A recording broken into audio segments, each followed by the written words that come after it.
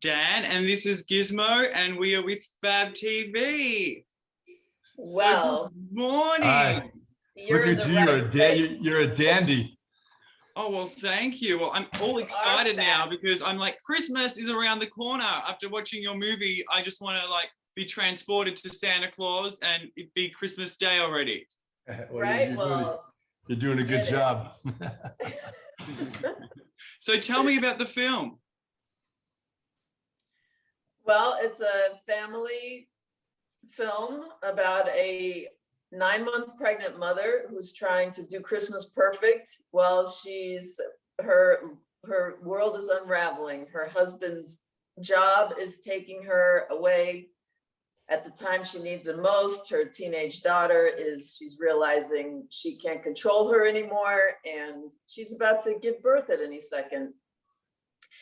And you know, the whole thing unravels, and it's a total blessing that it does. It does. Because the beauty in the mess, it's a beautiful mess.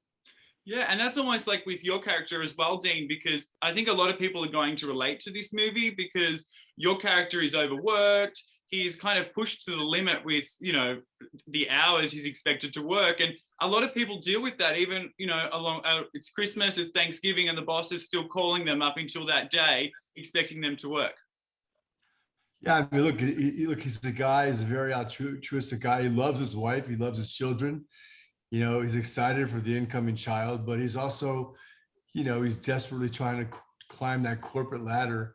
And he, you know, in the hopes of giving his family a better life. But what he does is he loses sight of the fact that, you know, this is when his family needs him most. His wife is very pregnant.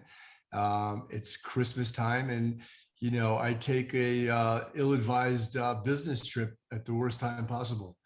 But the movie is not, you know, the storyline sounds like a bummer. It's not a bummer at all. I mean, it's a very it has a tone. Every Christmas film has its own tone, and a lot of them kind of are the same, but there are some that really stick out. And you know, I'm not saying this is the best film ever made. I think it's good. I think it's really good. I hope people like it, but it does have a tone that I haven't seen before. It's kind of a fast-paced, you know, kind of darkish comedy. And the film really centers around Shawnee, and you know, she delivers like she always does, and so I think it's a really fun watch. It is, and I think, you know, a lot of Christmas movies are very predictable, and you know, they're much the same. But I think that's what's going to make this film really enjoyable for people, because it is different and it does have that dark undertone, but it is good and it is warm, and it does make you just want to be with your family and celebrate Christmas. Yeah, no, I agree. We get to do that this year, which is amazing. We get to go to the movie theater with our family. And like, I'm so happy for that. And it's a great movie to do that. You will laugh, you will cry, you will feel all warm and fuzzy Christmas. You know, there are some real great cameos. Chris Elliott comes in and literally steals the movie. Is my gynecologist. As our gynecologist, he's such an oddball. He always is in everything he does, but it's never the same oddball, you know. And then you got Bruce Dern there, who's just a legend, and he was just so in it to win it, you know. And and Carolyn Ayre plays my mom. She's amazing. Yeah, Carolyn, yeah. And then there's some real. Yeah, there's some real breakouts. This girl, Paris Bravo, who plays our daughter, 15 years old. She's a triple black belt. Oh my gosh. Yeah. There's a lot of fair fighting in this movie too, which I love. Yeah. You know, like whether it's among the family, between the daughter and the mother, or the wife and the husband, or the husband and the blow up Santa. I mean, snowman. You know, like there's a lot of. No, I mean, I'm trying to be perfect, but no one's trying to like walk on eggshells. I mean, you know, there's a lot of fair fights, and I love that. But this girl Paris, she's someone to watch. I think, yeah, it's always fun to work with young kids who have talent. You know, I did a series with Sierra Bravo Oh a wow. couple of years, yeah, who's, you know, then she just started Cherry. And I remember watching her on the set 3 years ago going, man, this girl's just got something. And then I worked with Paris Bravo. So I think any girl that I work with whose last name is Bravo is It's going. a sure. I'm thinking about changing my name to Dino Bravo. I think so. It's like bravo. It's just, I mean, you're geared for success. It's like it goes up. It means success pretty much. Yeah, you have to live up to your name, right? I know, right? So Yeah. tell me about like how you prepared for the role, because you, for example, you were pregnant the whole time. How did that happen? Like, how did you prepare for that? And what was it like being pregnant the whole time? Well, We I met just 9 months earlier. Oh, great. Perfect. You really got into character. Yeah. Dean and I are method actors, so we had to really plan this film. We're old school. Yeah. No, literally all I had to do was strap on this belly and it all came back to me because I've done it 3 times and Oh, wow. it all comes back, you know?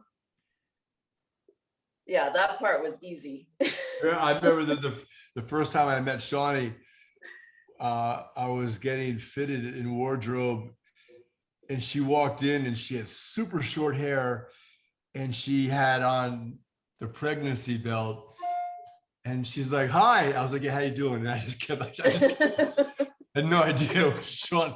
And I've had a crush on her for 25 years. So it was just like, it was just funny. She really did a great job with the pregnancy. It's not easy doing that. I tried it once, so. And then method acting was your excuse. There we go. You finally can be together. You use method acting as the way to reel her in. Best job ever. So Shawnee, I was actually surprised that your gynecologist was a male, because there's not many male gynecologists, because most of the time, you know, women prefer women. And I think it was so interesting because he was such a character. You could see why you would, you know, go to him. Yeah, well, I don't know. I always had a male gynecologist. Oh, really? Yeah, he's awesome. Peter Weiss, Beverly Hills. Shout out. Good to know. Good to know. Oh, he was you know, a great preparation for this film because you never knew. I mean, he was very he had a great sense of humor. It was yeah, it was always an adventure going to my gynecological, is that a word? Appointment. Well, I think you just made it a world. I think that's totally fine. Yeah, it should be fun, right? You know? Exactly. Yeah. And Dean, how did you prepare for the role? Obviously, you didn't have to play pregnant, but you had to play stressed. How was that, being stressed the whole time? Well, most of the time. I live in New York City, so it's not that hard. No, it was a very different role for me because you know, at the end of the day, he's a really good guy. And you know, he just wants to do the best thing he can for his family, and he's just not doing it. He's not really doing it the right way. But you know, it's always hard to play. You know, my whole career I played bad guys, or I played very kind of aloof, like, you know, dumbasses. Can I say that? And this guy is just really just a good guy, and that was a challenge for me.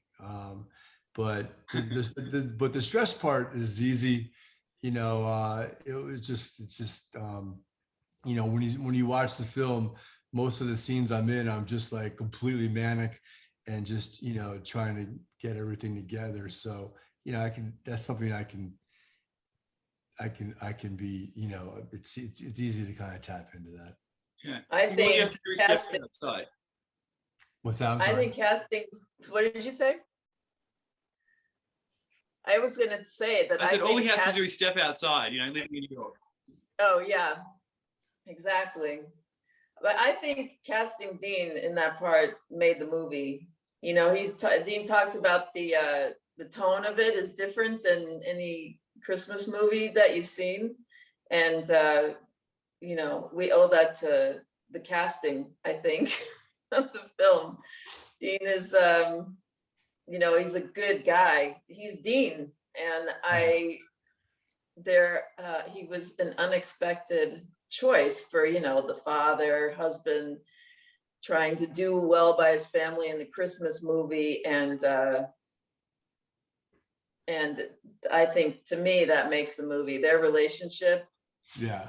Well, I think, you know, it's, you know, it's funny, like a lot of times if you do a studio film or whatever, you get the luxury of having a meeting with your co-star and for a chemistry test or whatever.